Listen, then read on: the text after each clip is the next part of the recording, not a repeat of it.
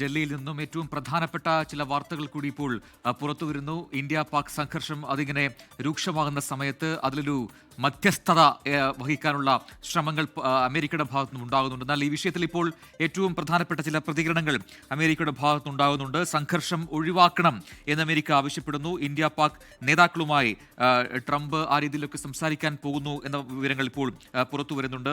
ഏറ്റവും ഒടുവിൽ White House press secretary Karoline Leavitt പറഞ്ഞ ചില കാര്യങ്ങളുണ്ട്. അതായത് നിരന്തരമായി American state secretary Marco Rubio Indian വിദേശകാര്യ മന്ത്രിയുമായി ഒക്കെ സംസാരിച്ചതാണ്. അതിൽ നിന്നൊക്കെ ചില കാര്യങ്ങൾ വ്യക്തമാവുന്നുണ്ട്. This is something that the secretary of state and now അവർ NS as well, Marco Rubio has been involved in. The president has expressed that he wants this to de-escalate as quickly as possible. അതായത് ഈ സംഘർഷ സാഹചര്യം എത്രയും പെട്ടെന്ന് ഒഴിവാക്കണം എന്നാണ് അമേരിക്കയുടെ ഇതിലുള്ള നിലപാടും അഭിപ്രായവും. അതുകൊണ്ട് തന്നെ അതിനായുള്ള കാര്യങ്ങളിലേക്ക് ഇരു രാജ്യങ്ങളും കടക്കണം എന്നൊരു ആഹ്വാനവും അഭ്യർത്ഥനയുമാണ് ഇപ്പോൾ അമേരിക്കയുടെ ഭാഗത്തുനിന്നും ഉണ്ടാവുന്നത്. However, he has good relations with the leaders of both countries എന്ന് പറയുന്നുണ്ട്.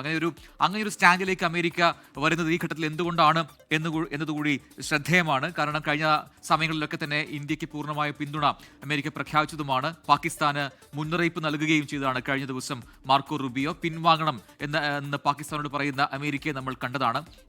ഇന്നിപ്പോൾ രണ്ട് രാജ്യങ്ങളും ഈ രീതിയിലുള്ള സംഘർഷം ഒഴിവാക്കണം, ആ രീതിയിലുള്ള നടപടികളിലേക്ക് നീങ്ങണം എന്നൊരു അഭ്യർത്ഥനയും ആഹ്വാനവും ഒക്കെ അമേരിക്കയുടെ ഭാഗത്തുനിന്നും ഉണ്ടാകുന്നുണ്ട്. രണ്ട് രാഷ്ട്രത്തെയും നേതാക്കളുമായും അടുത്ത ബന്ധമുണ്ട് അമേരിക്കയ്ക്ക് എന്നൊക്കെയുള്ളൊരു സ്റ്റാൻഡിലേക്ക് അമേരിക്ക ഈ ഘട്ടത്തിൽ എന്തുകൊണ്ട് വരുന്നു എന്നത് വളരെ ശ്രദ്ധേയമാണ്. അതിൽ കൂടുതൽ വിശകലനം ആവശ്യവുമാണ്. ഇതിപ്പോൾ ഫിറോസ്പൂർ എന്നുള്ള ദൃശ്യങ്ങൾ കൂടി നമുക്ക് ലഭിക്കുന്നുണ്ട്. അവിടെ ഈ ഡ്രോൺ ആക്രമണത്തിൽ ഒരു കുടുംബത്തിന് ഒരു വീടിന് ഒരു നാശനഷ്ടങ്ങൾ ഉണ്ടായിട്ടുണ്ട്. ആ ആക്രമണത്തിൽ ആ കുടുംബാംഗങ്ങൾക്കൊക്കെ പരിക്കേറ്റിട്ടുണ്ട്. അവർ ആശുപത്രിയിൽ ചികിത്സയിൽ കഴിയുന്ന ആശുപത്രിയിൽ നിന്നുള്ള ദൃശ്യങ്ങളാണ് ഇപ്പോൾ പ്രേക്ഷകർ ഒരു ഭാഗത്ത് കാണുന്നത്. മറുഭാഗത്ത് നിർവീര്യമാക്കിയ ഡ്രോണുകൾക്കായുള്ള തെരച്ചിൽ അത് പോലീസും സുരക്ഷാ സേനയും അവിടെ നടത്തുന്നുമുണ്ട്. രണ്ട് ദൃശ്യങ്ങൾ പ്രേക്ഷകരുടെ മുന്നിലേക്ക് വരികയാണ്. ഒപ്പം ഫിറോസ്പൂരിൽ ഈ ഡ്രോൺ ആക്രമണം ഉണ്ടായ സ്ഥലത്തു നിന്നാണ് ഈ കുടുംബാംഗങ്ങളെ പരിക്കേറ്റ നിലയിൽ കണ്ടെത്തുന്നതും പിന്നീട് അവരെ ആശുപത്രിയിലേക്ക് മാറ്റുകയും ചെയ്തത്. അവിടെ ആ ചികിത്സ ഇപ്പോൾ തുടരുകയുമാണ്. ആശുപത്രിക്കകത്ത് നിന്നുള്ള ദൃശ്യങ്ങൾ നമുക്ക് കാണാം. അവിടുത്തെ ആശുപത്രി അധികൃതരുമായി ഈ കുടുംബാംഗങ്ങൾ സംസാരിക്കുന്നതൊക്കെ നമുക്ക് കാണാം.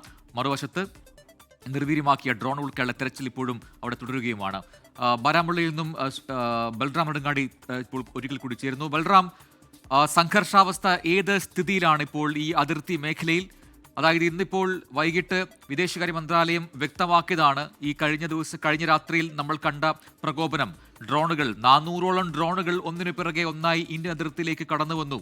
അതും ആ സമയത്ത് ഈ പറയുന്നത് പോലെ ആഭ്യന്തര വിമാനങ്ങളും അല്ലെങ്കിൽ ഇന്റർനാഷണൽ ഫ്ലൈറ്റുകളൊക്കെ തന്നെ പാകിസ്ഥാന്റെ പ്രധാനപ്പെട്ട എയർപോർട്ടുകളായ ലാഹോറിലേക്കും ഇസ്ലാമാബാദിലേക്കും കറാച്ചിയിലുമൊക്കെ വന്നുകൊണ്ടിരിക്കുന്ന സമയത്താണ് അതിർത്തിയിലേക്ക് ഡ്രോണുകൾ ഉപയോഗിച്ചൊരു ആക്രമണം പാകിസ്ഥാൻ നടത്തിയത്.